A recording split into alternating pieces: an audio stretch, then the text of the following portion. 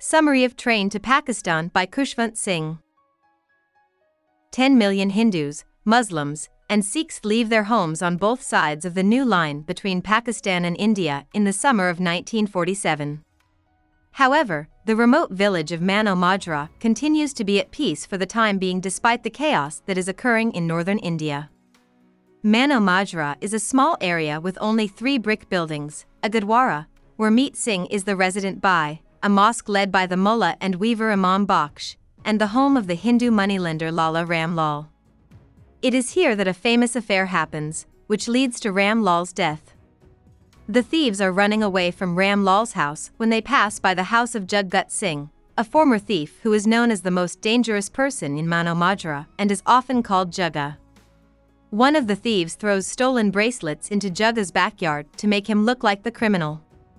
Jagga and Nuran are having a tryst when they hear shots being fired during the sex.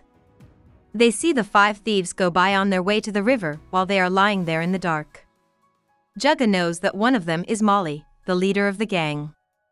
The judge and deputy commissioner, Hukam Chand, gets to Mano Majra early in the morning, before the dacoity. The police sub-inspector tells him that there hasn't been any trouble between the religious groups because there haven't been any convoys of dead Sikhs like there have been in a nearby town. The people of Mano Majra might not even know that the British have left or that India has been split up.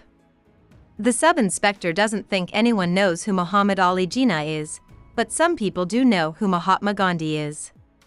When Chand asks if there are any bad people in the area, the sub-inspector says that Jagga is one, but Nuran keeps him out of trouble.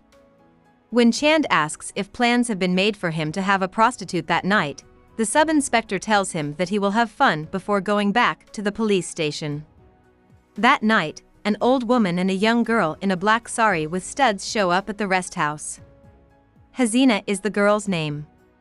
The dacoity fires a gun, and Chand hears it while he is alone with her. The train stop is full the next morning. 12 armed police officers and the sub-inspector get off the train from Delhi to Lahore when it arrives. A young guy gets off the train at the other end. The cops swoop down on him. The way he acts makes it seem like he doesn't fit in the village. What does the young man do? He asks Meet Singh if he can stay for a few days. The priest does what he is asked and hears the young man's name, Iqbal. Meeting Singh thinks Iqbal is a Sikh and calls him Iqbal Singh. It turns out that the police have caught Jagga for the crime, and Meet Singh tells him that they found some of the stolen money and broken bracelets in Jagga's backyard. As Jagga has already left, it is clear that the Budmash is responsible for the crime. The priest is upset not about the death, but about Jagga stealing from his own town. In the evening, Iqbal meets the village's leader, Banta Singh, and a Muslim guy who is probably Imam Bakhsh. The guests say nice things about the British and ask why they left India. This makes Iqbal angry at the British and makes him ask the men if they want to be free. Imam Bakhsh says that smart people are free.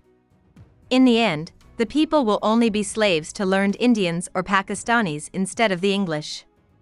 When the guys leave, Iqbal doesn't think he can do much in a place where people's minds seem to be full of cobwebs.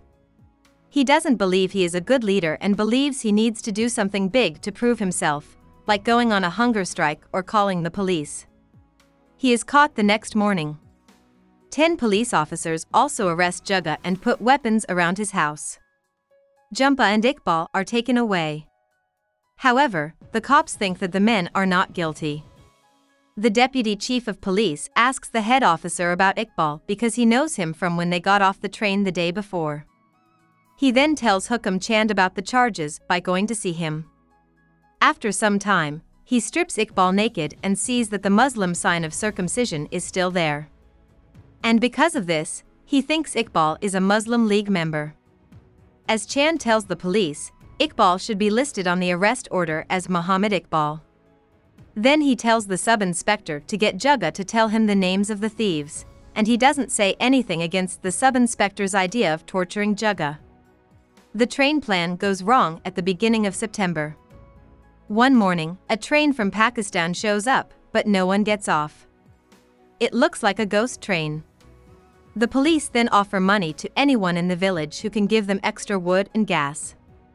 There is no problem with this. Around dusk, a breeze comes in with the smell of wood, oil, and charred meat. Hey there! It takes Chand all day to watch as the bodies of men, women, and children are dragged out of the train and set on fire. He does his best not to think about them. He tells his helper to get him whiskey and calls the same comics back to the rest house. Hasina stays with Chand overnight to feel better, but they don't have sex. The sub-inspector goes to the rest house in the morning. He lets Chand know that 40 to 50 Sikhs have come into town. Chand wants to know how the death of Ram Lal is being looked into. Jugga has found members of his old gang, including Molly, but he wasn't with them. Chand asks Molly and his friends if they are Muslim or Sikh. Chand wants them to be Muslim even though they are Sikh. Along with the idea that Iqbal is a member of the Muslim League, this would make the Sikhs in the village want to send the Muslims away. Chand tells the sub-inspector to free Molly and his group and then to get cars from the Muslim refugee camp leader so that the Mano Majra Muslims can leave. In jail, Iqbal spent a week by himself. Now, Molly and his gang are in Jugga's cell, so Iqbal shares it with them. Iqbal asks Jugga if he killed Ram Lal. Jugga denies it and says that the Banyan gave him money to pay lawyers for his father, Acclaimed Singh, while he was in jail. Iqbal believes that the police will free Jugga, but Jugga knows that the police do what they want. The sub-inspector drives to the police station at Chandanagar around noon. He tells the chief of police that he wants the men belonging to Molly to be freed in front of the locals. The sub-inspector then asks if anyone has seen Sultana and his group. The chief of police says they are in Pakistan, which everyone knows. The sub-inspector tells the head policeman to act like they don't know. Then he tells the head policeman to ask the people in the village if they know what the Muslim leaguer Iqbal was doing in Mano Majra. The chief police officer isn't sure what to say and says that Iqbal is a Sikh who got his hair cut in England. It is strongly suggested by the sub-inspector that the head policeman believe the story that Iqbal was a Muslim League member named Muhammad Iqbal. As told by the sub-inspector, the head policeman takes Molly and his men back to Mano Majra, frees them, and then questions the crowd. The peasants are shocked by what Iqbal meant, and Urban Babu has no reason to do something bad. To be fair, the trick does work to make people suspicious. Muslims no longer trust Sikhs and Sikhs no longer trust Muslims. A group of Sikhs gets together at Banta Singh's house that night. The Lambardar tells the Muslims to go to the refugee camp until things get better. The village will keep the Muslims things safe while they are away. Imam Baksh tells Nuran that they need to leave when he gets home. It's not something she wants to do, but they will be kicked out if they don't leave on their own. Nuran waits for Juggat's mother at Jugga's house. The old woman doesn't like seeing Nuran until Nuran tells her she's 2 months pregnant. Juggat's mother says she will make sure that Jugga meets Nuran again when he gets out of jail. Nuran is thankful and goes back to his home. Early in the morning, a group of cars going to Pakistan shows up. A Muslim police officer tells the Muslims to leave their homes and get on the trucks, but they can only bring what they can carry. The Muslim officer hurries everyone into the trucks, and a Sikh officer gives Molly charge of the Muslims' things that they have to leave behind. Molly, his gang, and the Sikh refugees break into the homes of Muslims and steal everything inside. The Sutlej River is growing at the same time. Some locals in Banta Singh see the stabbed bodies of men, women, and children floating by. They know that these people were killed in a massacre. The people in the village go to the Gurdwara that night to pray. Sikh soldiers come in. A boy leader in his teens tells the Sikh men that killing Muslims is what makes them manly, which gets them to do it. The Sikhs then plan to kill the Muslim refugees, who will leave on the train after dark. The Sikhs are going to tie a rope across the first part of the railroad bridge. People who are sitting on the roof will be swept off when the train goes by. Banta Singh tells the cops about the plan. Hukam Chand is getting angry at the police station because the pile of bodies keeps growing. He thinks of Hasina when the sub-inspector tells him that all of Chandigarh's Muslims have been flown out and will be on the train to Pakistan. Chand gets angry and asks the sub-inspector why he didn't tell the leader of the refugee camp about the train plan. The sub-inspector replies that all of the refugees in the camp could be killed anyway if the train doesn't leave. Iqbal's name is written on official documents as Iqbal Singh, and Chand says that no political party would send a well-educated Muslim to a Sikh village to teach peace because that would be unethical. When Jugga gets out of jail, he finds out that all the Muslims have left and that Molly is in charge of their land. He also learns that Molly's gang has grown along with the desire for Muslim blood. At the same time, Iqbal is thinking about going back to Delhi to tell the authorities about his arrest as part of an Anglo-American capitalist conspiracy. He imagines himself as a hero and isn't sure what to say to the violent crowd. He decides that the Indians are not worth the risk to his life. He goes to sleep and drinks whiskey instead. Jugga goes to the Gurdwara that night and asks Meet Singh to say a prayer. Jugga calls out to Iqbal while he is on his way out. When Iqbal wakes up, he asks Meet Singh to say Sat Sri Akal for him. Hukam Chand feels terrible about letting Hasina go back to Chandigarh. Anything would be okay with him if she was with him. As a judge, he doesn't feel as safe, and it makes him sad to think about all the co-workers he has lost to violence. He says a prayer when he hears the train far away. Sometime after 11 p.m., guys set up camp on both sides of the train lines. They can hear the train. A big man climbs up the steel span of the bridge. It's Jugga, but no one knows who he is. As the train draws near, the driver yells at Jugga to get off. Jugga takes out a small kirpan and cuts the rope with it. The boss raises his gun and shoots when he realizes what he is doing. The rope is broken, but one tough piece is still there. Jugga uses his teeth to break it.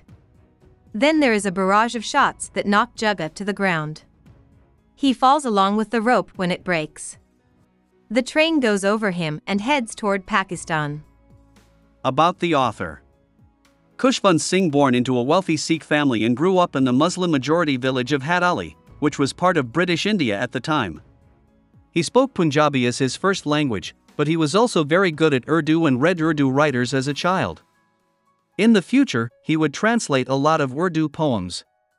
Singh got his Bachelor of Arts from Government College in Lahore in 1934. He then went to London's King's College to get his law degree in 1938. He started working as a lawyer in Lahore right before the Second World War and did so until 1947, when India was split into two parts. After that, he moved his family to Delhi and became a press attaché for the Indian Foreign Service.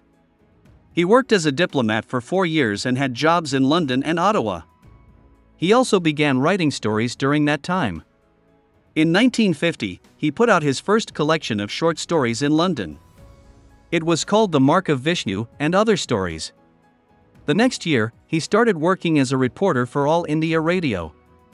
For the next 20 years, he was an editor for some of India's most important magazines while still publishing fiction. His term in India's upper house of parliament was from 1980 to 1986.